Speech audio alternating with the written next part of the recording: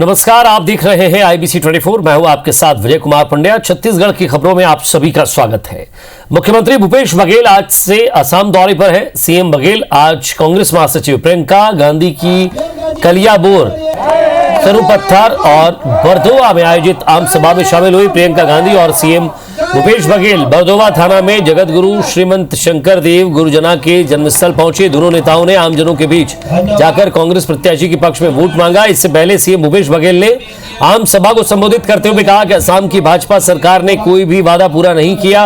ये सरकार सिंडिकेट की सरकार है। सीएम भूपेश बघेल ने पीएम मोदी पर भी हमला बोला। उन्होंने कहा कि मोदी लंबे लंबे भाषण देकर फेंकते हैं, कुछ काम नहीं करते। सीएम ने सभा को संबोधित करते हुए कहा कि असम में हम 5 वादों को लेकर चुनाव लड़ रहे हैं। इन वादों को पूरा कर असम की जनता को गर्व महसूस कराएंगे।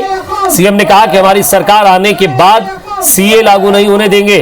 गृहिणियों को 2000 रुपए प्रतिमाह देंगे। चाय बागान में काम करने वाले मजदूरों को दिहाड़ी 365 रुपए देंगे। 200 यूनिट तक का बिजली बिल हाफ करेंगे। 5 लाख युवाओं को रोजगार देंगे।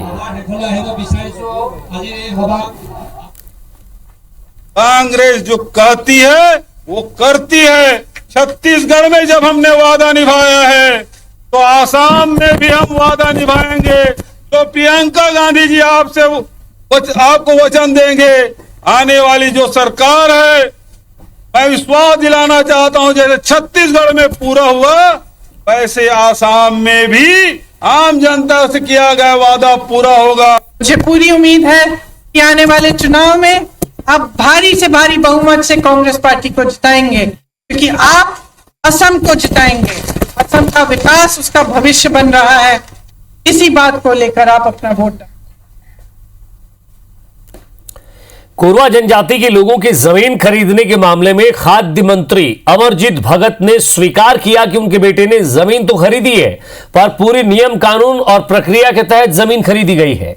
यही वजह है कि उसकी रजिस्ट्री भी हुई है। उन्होंने कहा कि बीजेपी के लोग ये कह रहे हैं कि कोरवा जनजाति की जमीन नहीं खरीद सकते, तो रजिस्ट्री क्यों हुई? हमने जिनकी जमीन ली थी उनमें से एक व्यक्ति ने जब आपत्ति जताई तो हमने सौदा रद्द कर दिया और नामांतरण नहीं करने को कहा। इस पर पलटवार करते हुए पूर्व मुख्यमंत्री रमन सिंह ने कहा कि गलत तरीके से छल कपट के माध्यम से रजिस्ट्री की गई है। परिवार के लोगों ने राज्यपाल से लेकर हर जगह अपनी बात रखी है। इससे स्पष्ट है कि उन्हें भ्रम में रखकर दस्तखत कराए गए हैं। वहीं पूर्व मंत्री बृजमोहन अग्रवाल ने इस मामले की जांच की मांग की है। उन्होंने कहा है कि जमीन का सौदा रद्द करने से गलत सही नहीं हो जाता। छल कपट करके रजिस्ट्री किया गया है और नियम के अनुसार खरीदा है, प्रक्रिया का पूरा पालन किया है, अकाउंट खरीदी किया है। हमारे मित्रों का कहना है भारतीय जनता पार्टी के कि इसमें रोक है। अगर रोक है तो रजिस्ट्री क्यों हुआ भाई? गलत तरीके से रजिस्ट्री और छल कपट करके रजिस्ट्री किया गया है। और जिस प्रकार उन परिवार के लोगों ने गवर्नर से लेकर बाकी सभी जगह अपनी बात रखी है, इससे स्पष्ट है कि उनको भ्रम में रख के दस्तखत कराया गया है। अगर गलत नहीं है तो शासन जांच समिति बनाकर उसकी रिपोर्ट सामने क्यों नहीं करती? शासन की तरफ से अभी तक कोई पक्ष नहीं आया है, शासन अपना पक्ष क्यों नहीं रखती? छत्तीसगढ़ के किसानों को न्याय योजना के चौथी किस्त दिए जाने के साथ ही सियासी संग्राम भी शुरू हो चुका है। कांग्रेस ने जहां इसे अपनी उपलब्धि बताते हुए प्रदेश के हर जिले में प्रेस कॉन्फ्रेंस की बात कही, वहीं भाजपा ने इसे अन्याय योजना करार दे दिया है। किसानों के खाते में न्याय योजना की चौथी किस्त के रूप में 1104 करोड़ 27 लाख रुपए ट्रांसफर करने के बाद छत्तीसगढ़ में इस मुद्दे पर सियासी घमासान शुरू हो गया है। असम दौरे पर रवाना होने से पहले मुख्यमंत्री भूपेश बघेल ने कहा कि घोषणा पत्र में किए गए 36 में से 24 वादे प्रदेश सरकार ने पूरे कर दिए हैं। राजीव गांधी किसान न्याय योजना के पहले और दूसरी किस्त दे चुके थे, तब उन्होंने 60 लाख मीट्रिक टन की सहमति दी। अब जब धान खरीद लिए तब वो कहते हैं कि 24 लाख टन मीट्रिक टन ही आपका FCI में जमा करेंगे। ये तो धोखा देने वाली बात हुई। इधर कांग्रेस के नेताओं ने भी प्रेस कॉन्फ्रेंस करके धान खरीदी के मुद्दे पर केंद्र सरकार को घेरा, साथ ही बीजेपी पर अनर्गल प्रचार करने का आरोप लगाया। कांग्रेस नेताओं ने कहा कि छत्तीसगढ़ के भाजपा नेता किसानों के मुद्दे पर कभी केंद्र सरकार से चर्चा नहीं करती, सिर्फ प्रदेश सरकार को घेरते रहते हैं। राजीव गांधी किसान न्याय योजना के माध्यम से लाभान्वित होने वाले किसानों का पक्ष रखा जा सके और भाजपा को बेनकाब किया जा सके। जो वो राज्य विरोधी, किसान विरोधी बयान लगातार भाजपा के नेता जारी कर रहे हैं। भाजपा के लोग जो अलग प्रचार कर रहे हैं, डॉक्टर रमन सिंह जी ने क्यों नहीं कहा कि छत्तीसगढ़ का धान खरीदिए? भाजपा के लोग क्यों नहीं बोलते दिल्ली जाके कि यहाँ पे धान खरीदिए? भारतीय जनता पार्टी की सरकार प्रदेश में 15 साल रही है। माननीय रमन सिंह जी यहाँ के 15 साल मुख्यमंत्री रहे हैं और हर साल चुनाव में वो किसानों के साथ छल किए हैं, कपट किए हैं, धोखा दिए हैं। के तहत जो पैसे की राशि दी जा रही है उसको लेकर अपमानित किया है, विरोध किया है, क्योंकि केंद्र की भारतीय जनता पार्टी की सरकार नहीं चाहती है कि छत्तीसगढ़ के किसान खुशहाल रहे। इधर भाजपा ने किसान न्याय योजना को अन्याय योजना बताते हुए कहा कि किसानों को बारदाने तक नहीं मिले, किसान संकट में रहे और यहाँ के नेता अपनी पार्टी के राष्ट्रीय नेताओं को धोखे में रखते हैं। क्योंकि ये जो न्याय योजना है, ये न्याय योजना नहीं होकर अन्याय योजना है। ये बहुत दुर्भाग्यजनक स्थिति है कि वो अपने राष्ट्रीय नेता को भी और बेवकूफ बनाते हैं। खुद को किसानों का हितैषी साबित करने की होड़ में भाजपा और कांग्रेस के आरोपों से धान के कटोरे में हमेशा सियासी उबाल रहता है। Bureau report, IBC 24।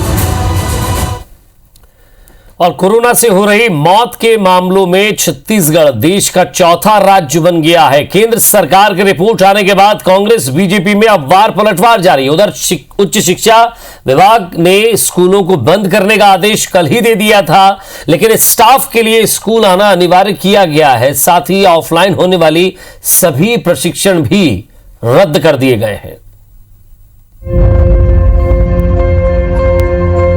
छत्तीसगढ़ में कोरोना की स्थिति दिन ब दिन भयावह होती जा रही है। केंद्रीय स्वास्थ्य मंत्रालय ने कोरोना पर एक रिपोर्ट जारी की है।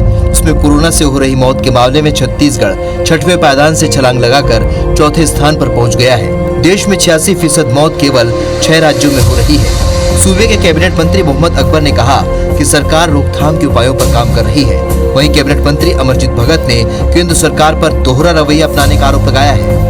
आने वाले समय में अधिक सतर्कता बरतने की जरूरत है और उच्च स्तरीय एक बैठक मुख्य सचिव के अध्यक्षता में भी एक बैठक करके और क्या क्या और किया जा सकता है इसके बारे में भी निर्णय होना बाकी है। कोविड-19 वायरस का संक्रमण वैश्विक है, पूरा विश्व उससे जूझ रहा है और जिस प्रकार से भारत सरकार को सभी राज्यों के प्रति अपनी जो दृष्टिकोण रखनी चाहिए उसमें कहीं न कहीं कमी दिखता है। बीजेपी सरकार की कोशिशों पर सवाल उठा रही है। पूर्व सीएम रमन सिंह ने रायपुर में क्रिकेट के आयोजन पर भी सवाल खड़े किए हैं, तो पूर्व मंत्री बृजमोहन अग्रवाल ने राज्य सरकार पर गंभीर नहीं होने का आरोप लगाया है। अब 20 हजार की कैपेसिटी में 50,000 को बैठाओगे तो कोरोना का संक्रमण रायपुर और आसपास तो फैलेगा ही। जितनी सावधानी चाहिए वो नहीं रखा गया है, इसका दुष्परिणाम। कोरोना के प्रति छत्तीसगढ़ की सरकार जितनी गंभीर होनी चाहिए उतना गंभीर नहीं है।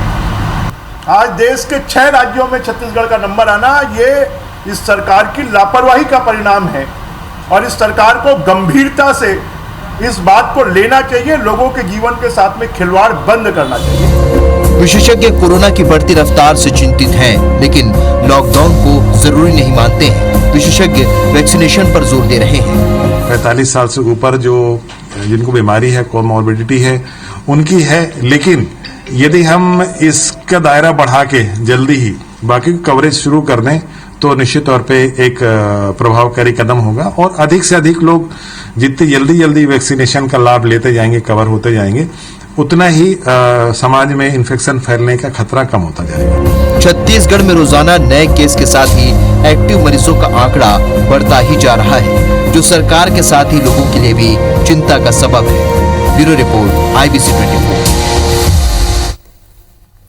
और कोरोना के बढ़ते संक्रमण को देखते हुए पूरे छत्तीसगढ़ में एक बार फिर स्कूल कॉलेज बंद कर दिए गए हैं। स्कूल बंद होने के बाद आज मुख्य सचिव आलोक शुक्ला ने अधिकारियों की बैठक ली है। बैठक में स्कूलों की रणनीति को लेकर चर्चा की गई। साथ ही आने वाले सत्र में क्या किया जा सकता है इस विषय पर भी मंथन हुआ। बैठक में बोर्ड परीक्षाओं के लिए भी किस किस तरीके से सावधानियां बरती जानी है, इस पर मंथन भी हुआ।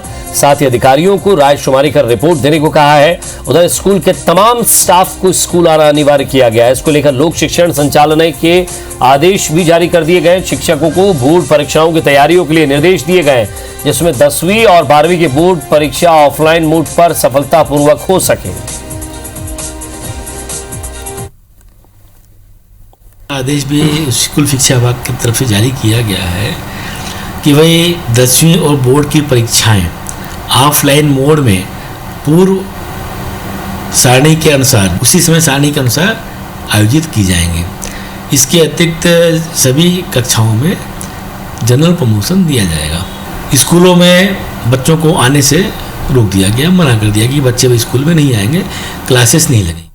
सरगुजा संभाग के केरता में स्थित मां महामाया शक्कर कारखाने में 2.5 करोड़ की शक्कर गायब होने का सनसनीखेज मामला सामने आया है, जिसके बाद यहां की व्यवस्था पर सवाल खड़े हो गए हैं।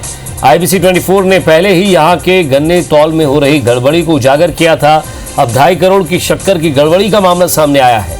संचालक मंडल को सूचना मिली थी कि शक्कर स्टॉक की भेजी जा रही जानकारी और वास्तविक स्टॉक में अंतर है।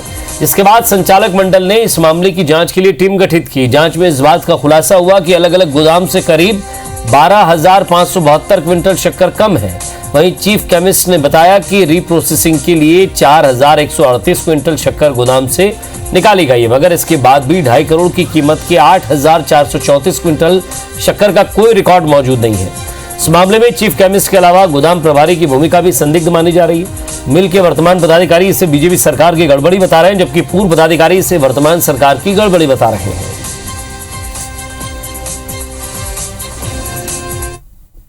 ये भारतीय जनता पार्टी का जो गड्ढा है, 15 साल तक उनके शासनकाल था, उस शासनकाल के दौरान जो यहाँ पर अधिकारी राज या किसी भी बड़े नेताओं के इशारे पर यहाँ का कारखाना संचालित हो रहा था। क्योंकि 10 साल के पश्चात जब फैक्ट्री जब चालू हुआ, 10 साल के पश्चात एक आम चुनाव होना चाहिए था, लेकिन नहीं हुआ और कहीं ना कहीं उनके प्रभाव में आकर इतना बड़ा घोटाला हुआ है। 67वें नेशनल फिल्म अवार्ड्स की घोषणा की गई है, जिसमें मनोज वर्मा की बुलंद अमीज को बेस्ट छत्तीसगढ़ी फिल्म का अवार्ड मिला है। पहली बार छत्तीसगढ़ की फिल्म नॉमिनेट हुई थी और उसे अवार्ड भी मिला। मुख्यमंत्री भूपेश बघेल ने भी फिल्म को अवार्ड मिलने पर शुभकामनाएं और बधाई दी है। 67वें नेशनल फिल्म अवार्ड्स में बुलंद अमीज को बेस्ट छत्तीसगढ़ी फिल्म का अवार्ड मिला। पहली बार छत्तीसगढ़ की फिल्म नॉमिनेट हुई थी और इसे अवार्ड भी मिला। छत्तीसगढ़ के फिल्म मेकर मनोज वर्मा इसके निर्माता हैं और उन्होंने ही इसका निर्देशन भी किया है। हालांकि ये ऑफ ट्रैक मूवी अब तक रिलीज नहीं की जा सकी है। ये फिल्म विख्यात साहित्यकार पदुमलाल पुन्नालाल बख्शी के बेटे संजीव बख्शी के साहित्यिक उपन्यास भूलन कांदा पर आधारित है। बुलंद अमीज को कोलकाता में आयोजित नेस अंतर्राष्ट्रीय फिल्म महोत्सव में शोकेस वर्ल्ड सिनेमा अवार्ड भी मिल चुका है। ये फिल्म मुख्य धारा की न होकर ऑफ ट्रैक मूवी है, जो शहरी और ग्रामीण क्षेत्र की सामाजिक और न्याय व्यवस्था के अंतर पर आधारित है। छत्तीसगढ़ में एक पौधा भूलन कांदा पाया जाता है, जिस पर यदि किसी व्यक्ति का पैर पड़ जाए तो वह रास्ता भटक जाता है। वो तब तक भटकता रहता है जब तक कोई उसे छूकर जगा न दे। फिल्म में संदेश दिया गया है कि क्या हमारी न्याय व्यवस्था का पैर भी भूलन कांदा पर पड़ गया है और क्या उसे छूकर जगाने की जरूरत है। फिल्म की शूटिंग गरियाबंद से 30 किलोमीटर दूर भुजिया गांव में हुई थी, जिसमें ओमकार दास मानिकपुरी, मुंबई की अनिमा पगारे, मुकेश तिवारी, राजेंद्र गुप्ता ने मुख्य भूमिका निभाई है। फिल्म में गीत मीर अली मीर और संगीत सुनील सोनी का है, जबकि टाइटल सॉन्ग की म्यूजिक कैलाश खेर ने दी है। इस फिल्म को ऑस्कर में भेजे जाने की मांग भी देश के कई नामचीन फिल्मकारों ने की। बुलंद अमीज की तुलना शैलेंद्र के लिखे और बनाए गए मशहूर फिल्म तीसरी कसम से भी की जाती है। इस फिल्म को सम्मान छत्तीसगढ़ का भी सम्मान है। Bureau report IBC 24। और कोरोना की बढ़ती रफ्तार के बीच एक बार फिर से पुरानी खबर को नई बताकर फैलाने वाले कुछ असामाजिक तत्व सोशल मीडिया पर सक्रिय हो गए हैं, जो पिछले साल की खबरों को इस साल का बताकर वायरल कर रहे हैं। IBC 24 आपसे अनुरोध करता है कि ऐसी किसी भी खबर को सोशल मीडिया पर जो आई है उस खबर पर विश्वास करने से पहले खुद जांचें। IBC 24 आपको ऐसी खबरों से आगाह करता रहेगा। सही खबर के लिए आप IBC 24 देखते रहें।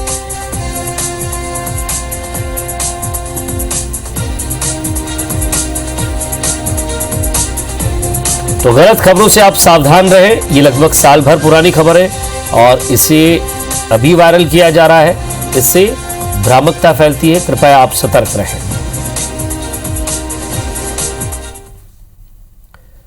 और इसी के साथ फिलहाल इस बुलेटिन में इतना ही। नमस्कार।